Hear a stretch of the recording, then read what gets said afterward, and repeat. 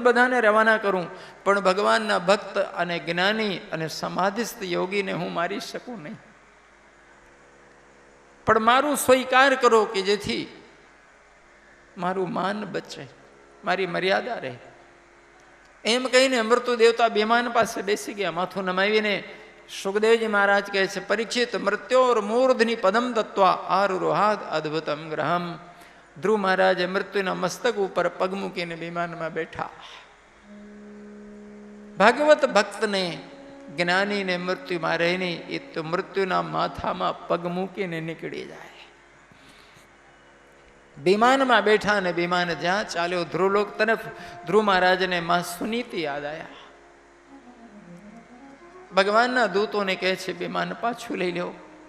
જે માતાએ મને આ ભગવાનની ભક્તિ આપી એ માના ચરણે છેલ્લો પ્રણામ કરી લે, હું પછી લઈ જજો. ભગવાનના દૂતો હસે છે કે ભગવાન માના દર્શન કરવા હોય તો પાછા જવાની જરૂર નથી, આગળ જુઓ. ધ્રુવ મહારાજ આગળ નજર નાખી તો બીજા વિમાનમાં માતા સુનીતિ બેઠા દેખાણા. આગળ આગળ જાય છે. ભગવાનના દૂતો કહે છે, આપ જેવા દીકરાને જન્મ આપે એ માડી વાહે ન હોય, એ 100 ડગલા આગળ જાય.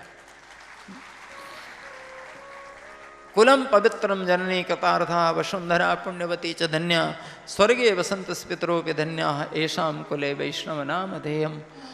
જે ખાનદાનમાં એક એવો ભક્ત જન્મ લે એની 101 પેઢી સુધી કોઈ અવગતિ જતો નથી.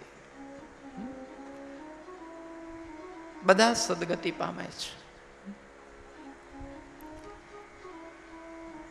એમની માતાશ્રી પાછળ હોય. ધન્ય છે એ કુખને, ધન્ય છે એ માવડીને કે જેને આવા ભક્તો કે જ્ઞાનીઓને જન્મ આપી ઉછેર્યો છે. ભગવાન ગૌતમ બુદ્ધ બોલ્યા છે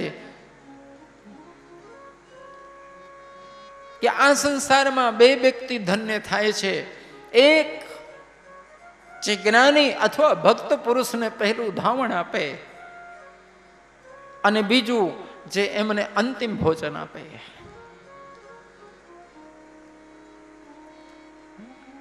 ગૌતમ બુદ્ધ છેલ્લા દિવસે જ્યારે દેહ છોડે છે ત્યારે અતિશય ગરીબ એક ચમાર જ્ઞાતિના વ્યક્તિના ઘરે એમને છેલ્લો ભોજન લીધો હતો. જેની પાસે શાકની પણ વ્યવસ્થા નથી કે શાકભાજી લાવું. સુકવેલા પેલા બિલાડીના ટોપ બિહાર પ્રાંતમાં એની પાસે થોડા પડ્યા. એ પાણીમાં પલાળી અને એની બઘારીને શાકભાજી બનાવી એનું શાક કર્યું બિલાડીના ટોપનું. પણ એને બચારાને ખબર નહીં, ગરીબડાને. એ ઝેરીલા હતા, બગડી ગયા હતા.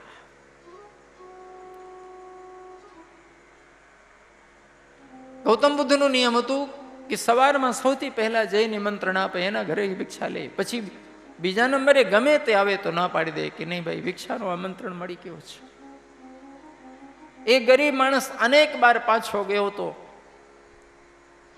પણ તે દિવસ સૌથી પહેલો એ પહોંચ્યો અને એમને સ્વીકાર કર્યો. અને એના માટે તો જીવનનો પરમ લાભ. તો ગૌતમ બુદ્ધ જ્યાં જમવા બેઠા એ માણસના આંખમાંથી આંસુ છલક્યા. હાથ પર પંખો લઈને પંખો કરે. ગૌતમ બુદ્ધની હિંમત ના પડી ના પાડવાની કે આ તારું શાક કડવું લાગે છે, કે આટલો પ્રેમથી આ માણસ મને જમાડે છે, બહુ ગરીબ છે, સમાજમાં કચડાયેલી વ્યક્તિ, તરછોડાયેલી વ્યક્તિ. હવે જો હું કહું કે શાક કડવું લાગે છે તો આ ગરીબને આઘાત લાગશે, બીજું શાક ક્યાં લાવે તત્કાલ? તો ગૌતમ બુદ્ધ પ્રેમથી કડવું શાક ખાઈ ગયા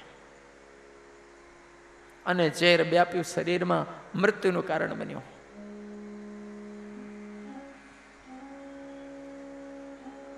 પણ ગૌતમ બુદ્ધ તમામ પોતાના શિષ્યોને બોલાવીને મરતા પહેલા કહે છે કે યાદ રાખજો, આ ધરતીનો પરમ સૌભાગ્યશાળી વ્યક્તિ છે જેના ઘરે મેં છેલ્લો ભોજન લીધો છે.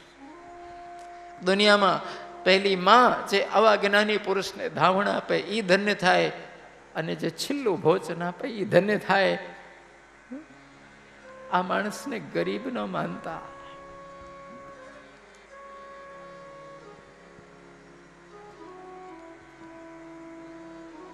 જન્મ જે સંતને આપે જનેતા. હા વાંધો નહીં લેવો બાપા. જન્મ જે સંતને આપે જનેતા તેજ કહેવાય. અગર સુરો અગર દાતા ગુણો તેના સકલ ગા.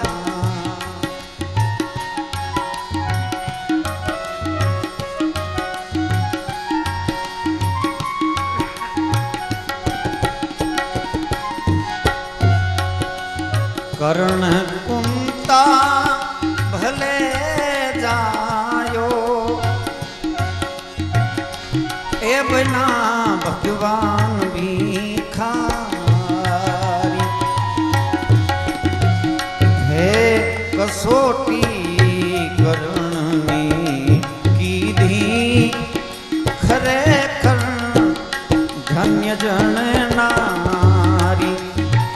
જન્મ જે સંતને આપે જનેતા એ જે કહેવાય. જનેતા હોય તે સમજે આ હૃદયની વાતને મારી. એ જનેતાને જન્મા શ્રી કૃષ્ણને રામ અવતારી.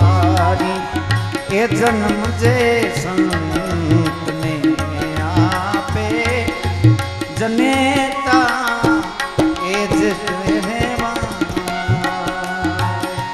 જન્મ જે સંતને આપે એ જનેતા.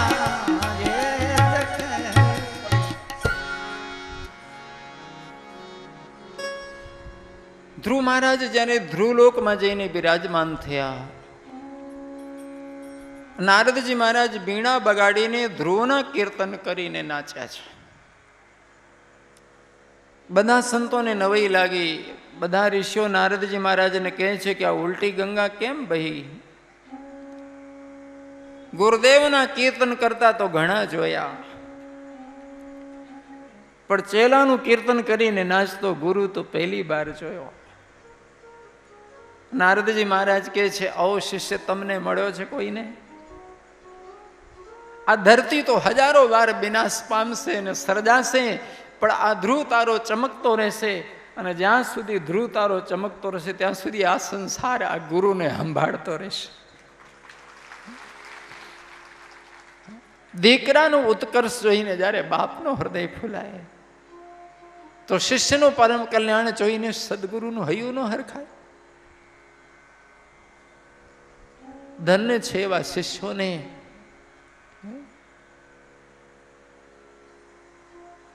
જેમને જોઈને ગુરુના આંખમાં હરખના આંસુ ભરાઈ આવતા હોય. ભાગ્યશાળી છે શિષ્યો કે જેમનું આચરણ જોઈ, જેમની ગતિ જોઈ ગુરુનું હૈયું હરખાય. ધ્રુવ મહારાજના વંશમાં અનેક પેઢીઓ ગઈ. પછી મહારાજ અંગ થયા. અંગ મહારાજના પુત્ર બેન થયા. અંગ મહારાજ ધાર્મિક પુરુષ, પણ બેન રાજા નાસ્તિક થયા. પરીક્ષિત પૂછે છે સુખદેવજીને કે અંગ મહારાજ ધાર્મિક હતા તો બેન નાસ્તિક કેમ થયો? સુખદેવજી કહે છે, અંગ મહારાજ રાક્ષસ કન્યા સાથે પરણ્યા હતા. માતાના ગુણોનો વધારે પડતા પ્રભાવ સંતાનો ઉપર આવતું હોય છે. માં નાસ્તિક પરિવારની રાક્ષસ કન્યા, એટલે દીકરામાં નાસ્તિકતા આવી ગઈ.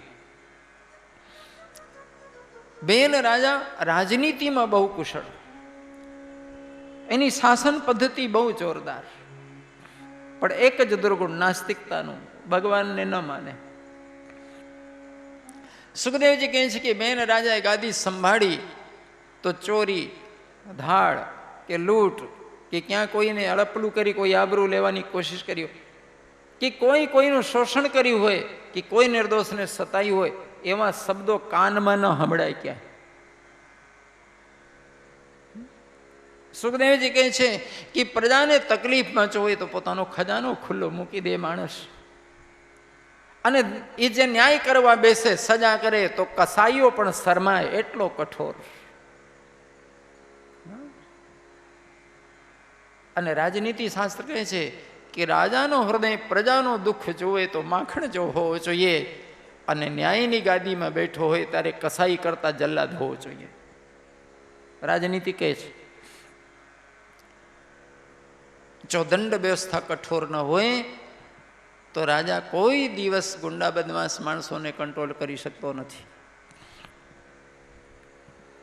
અત્યારે જોઈ લો, દુનિયામાં જે દેશોમાં સજા બહુ કઠોર છે ને તત્કાલ સજા મળે છે, એ દેશોમાં ક્યાંય કોઈ બદમાશી કરતું નથી. અને જ્યાં જ્યાં લચર વ્યવસ્થા છે, ઢીલું પોલું છે, ત્યાં કોઈને કંટ્રોલમાં હોતું નથી. બેન રાજામાં બંને ગુણો, પણ એક દુર્ગુણ નાસ્તિકતાનો. બેન રાજાએ પોતાના રાજ્યમાં જાહેરાત કરાવી દીધી કે કોઈએ ભગવાનની, કોઈ દેવી દેવતાની ભક્તિ નહીં કરવાની. જેને ભક્તિ કરવી હોય મારી કરો.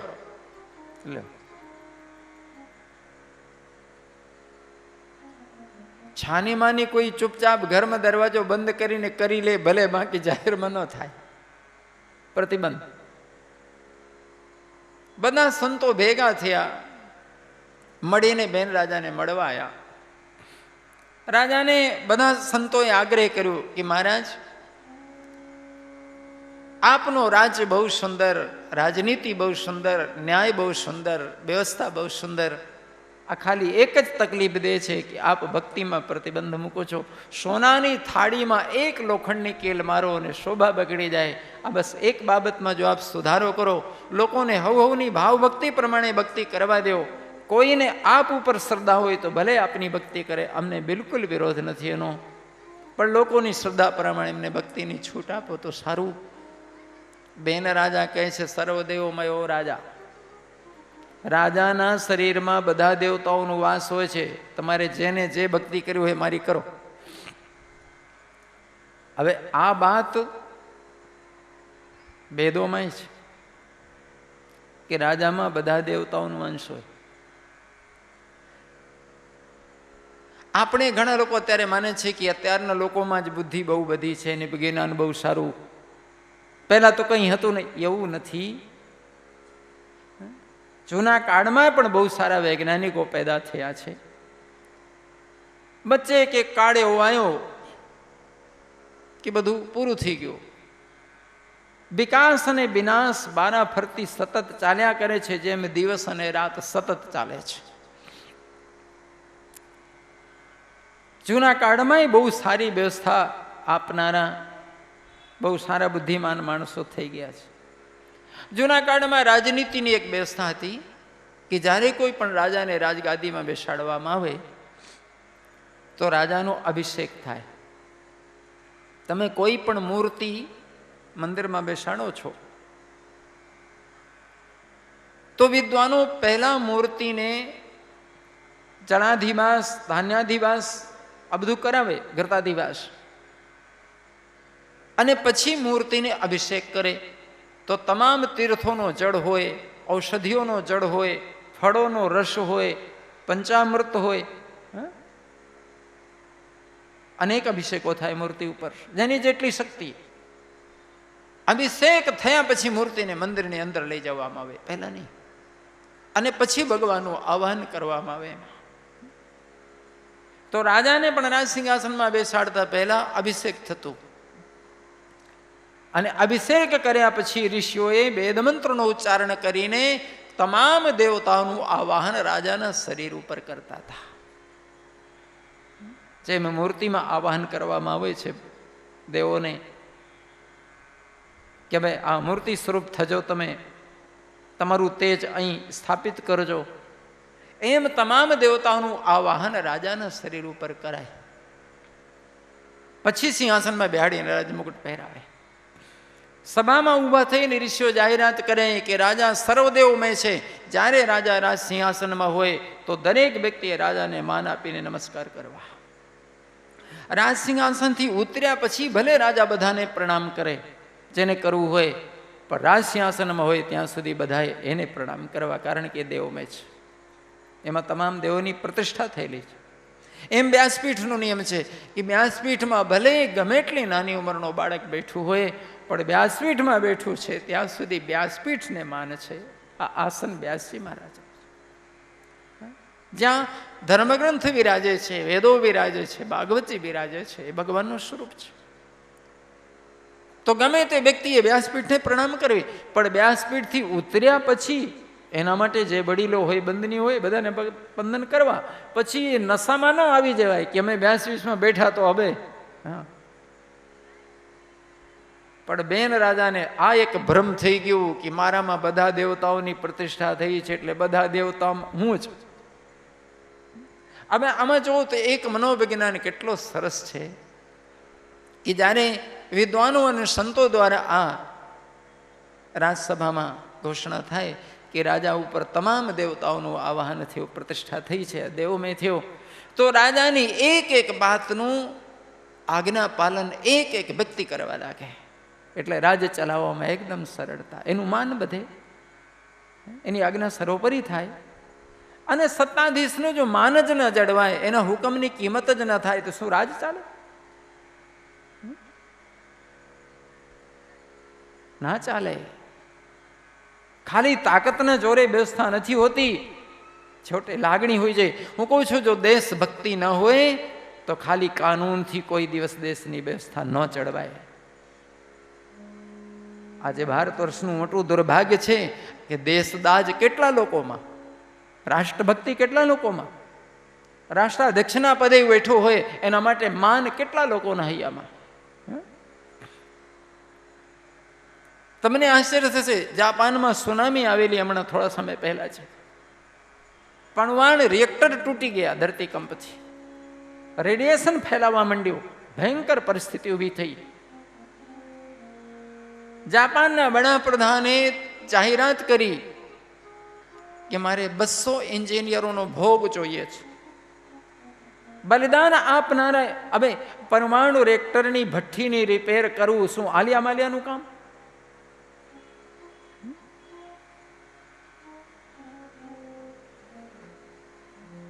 બહુ બુદ્ધિમાન એન્જિનિયરોની જરૂર, અને જેને પરમાણુ વિષયની સમજણ છે એ લોકોની જરૂર. 200 માણસ જો પ્રાણ આપો તૈયાર હોય તો મારો દેશ બચે, અમે નુકસાનીથી બચીએ, અને જેમ જલ્દી ભઠ્ઠી રિપેર થાય એટલી નુકસાની ઓછી થાય. પણ નક્કી છે કે જે રિપેર કરવા જશે એ લોકો જીવન ગુમાવશે, નહીં બચે. વડાપ્રધાને અપીલ કરી 200 માણસ માટે. 1.5 કલાકની અંદર 2000 નામો પ્રધાનમંત્રી કાર્યાલયમાં પહોંચી ગયા ફોન દ્વારા.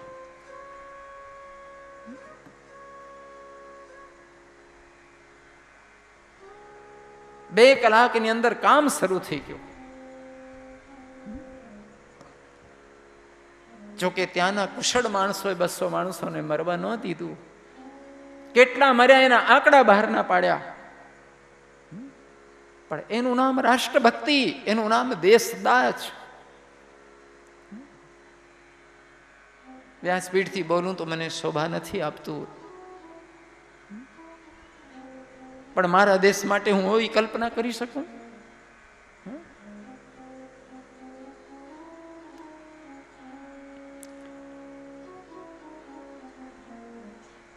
આપણે જેને ચૂંટીને બેસાડ્યા હોઈએ સત્તામાં,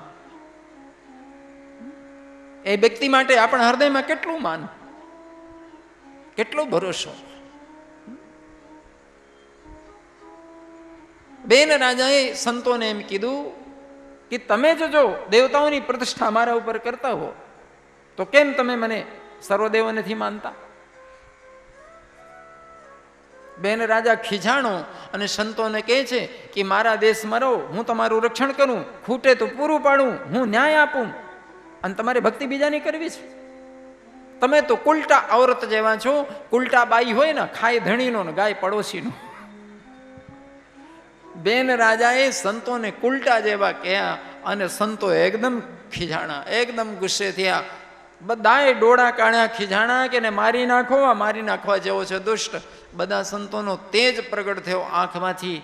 એ તેજ સહન ન થયો તો બેન રાજાને ચક્કર આવ્યા, સિંહાસનથી નીચે પટકાણો, માથામાં વાગ્યો એટલે મરી ગયો. બધા સંતો હવોના આશ્રમમાં જતા રહ્યા. પણ બેન રાજાની માં સુનીતા દેવી બહુ બુદ્ધિમાન, એમને તરત જ દીકરાના શરીરને તેલમાં ડુબાડીને ઔષધિઓ નાખીને સુરક્ષિત કર્યું. અચાનક રાજાનું મરણ થયું ને રાજ સત્તા ભાંગી પડી, કોઈ સંભાળનાર નહીં. સુખદેવજી કહે છે કે જેટલા ખોટા માણસો હતા બેન રાજાના ભયથી જે રાજ છોડીને ભાગી ગયા તે બધા પાછા વળ્યા. અને શું લૂંટ શરૂ થઈ, ચોરીઓ શરૂ થઈ, હત્યાઓ શરૂ થઈ. પ્રજા ત્રાહિમામ પોકારવા લાગી. હવે સંતોને પશ્ચાતાપ થયું કે રાજાને મારીને આ પાપ અમે જ કર્યું છે. જો રાજાને ન માર્યા હોત તો આ દશા ના થાત પ્રજાની. હવે ભાન થયું કે રાજા વગર કોઈ બી પ્રજા કંટ્રોલમાં રહેતી નથી. રાજતંત્ર તો જોઈએ. હવે આપણા દેશમાં સૌથી મોટી બળતરા લોકો કહે છે અહીંના નેતાઓ હારા નથી. કોને બેહાડીએ, કોના ઉપર ભરોસો કરીએ? પણ હું કહું છું ના મામા કરતા કાણીઓ શું ખોટો.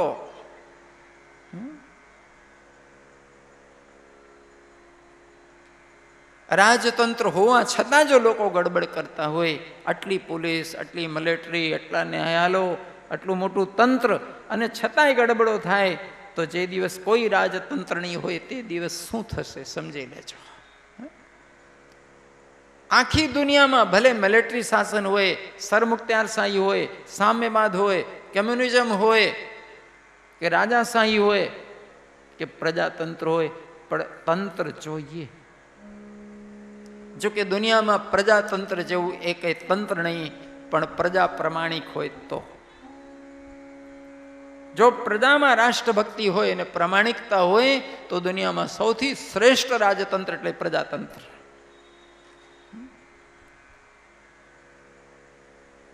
આપણી રાજ વ્યવસ્થા પ્રજાતંત્રની છે.